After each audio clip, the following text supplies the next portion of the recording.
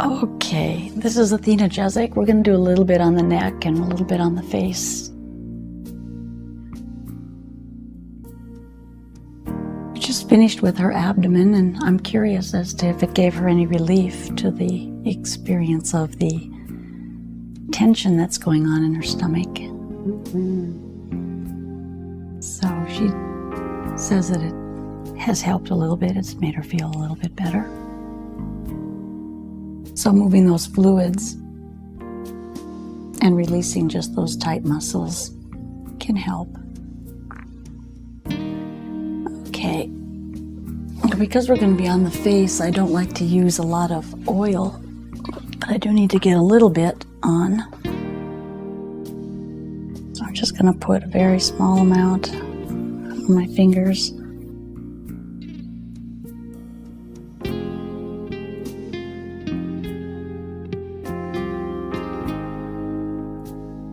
Just to give enough so that, okay. And I always start out doing a little bit of lymph work just to get the fluids moving. So just a little neck chain work here. And then I'll get into the muscles and just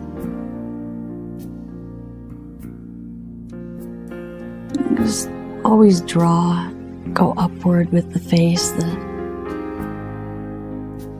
skin of the face has a lot of exposure to the wind and to the sun and to the elements, and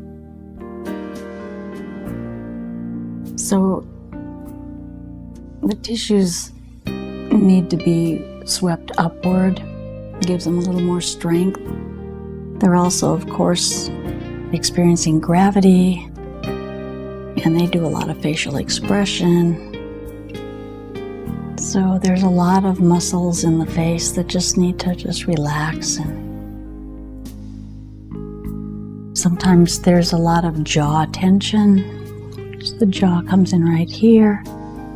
You find that some of the culprit muscles run along the mandible and coming up, attach. And again, take a look at an anatomy book and get an idea of what the muscles are looking like, where they're going, where they're attached to, how deep they are.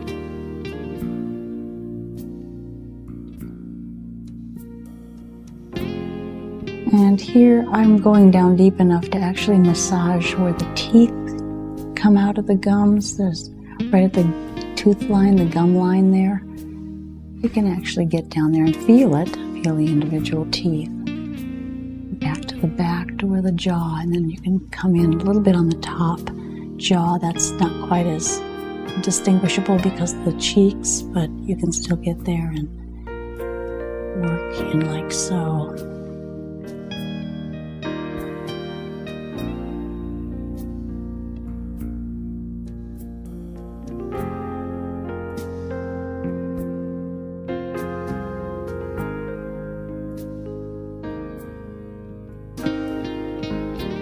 Under the eyes. You want to be careful when you're close to the eyes. I'm going to show you there is a lymphatic technique where you actually get a hold of the eyeball. And you want to do that very gently, and if people have contacts in, you don't want to do this, but you kind of get a hold of the eyeball very, very, very, very, very gently. You might want to try it on yourself first just to see what it feels like. And then kind of rotate the eyeballs in and out, but it's a very delicate rotation, and you just go like inward and then outward. You can't go very far with this, but that helps to drain some of the lymphatic vessels that are around the orbit, and it's very relaxing. And actually, when you do that, when you get the fingers to feel it, there's a lot of movement that you can feel, and also a lot of fluid that you can feel moving around that eyeball. And then, of course, lifting up the nasal bones gives a little more space in that area.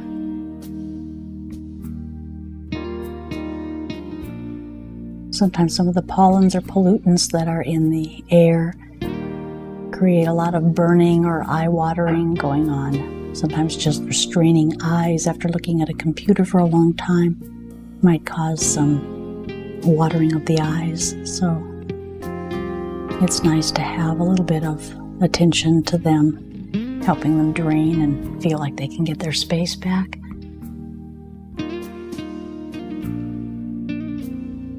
And then I'm just going to give a couple little neck rotations here, just to make sure that we get everything nice and relaxed.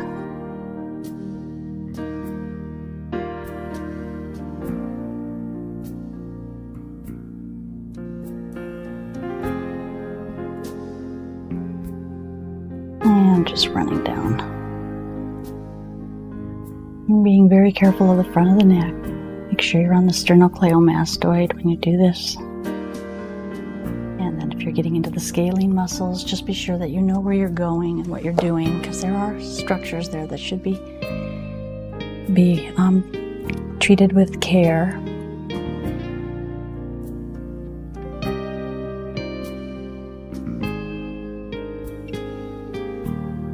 And this is an occipital base release, just to open everything up.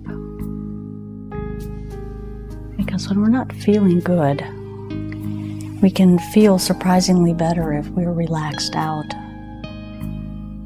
Not that everything's going to go away and we'll be perfect in an hour or two, but it does really help the body. I can't tell you how many times people have come in a lot of pain or a lot of discomfort and left feeling different.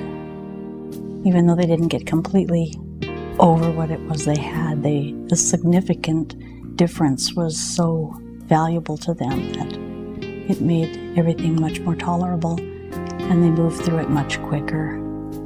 So looking at this preventative understanding of taking care of the body as the body's telling you what it needs and paying attention to that rather than waiting until it breaks and then working to fix it with things that don't really fix it, it would change a lot of people's existences and the way that they live.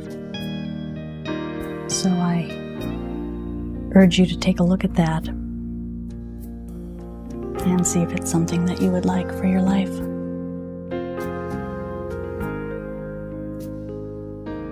Okay, this is Athena Jezik on a dreary winter day in Austin, Texas.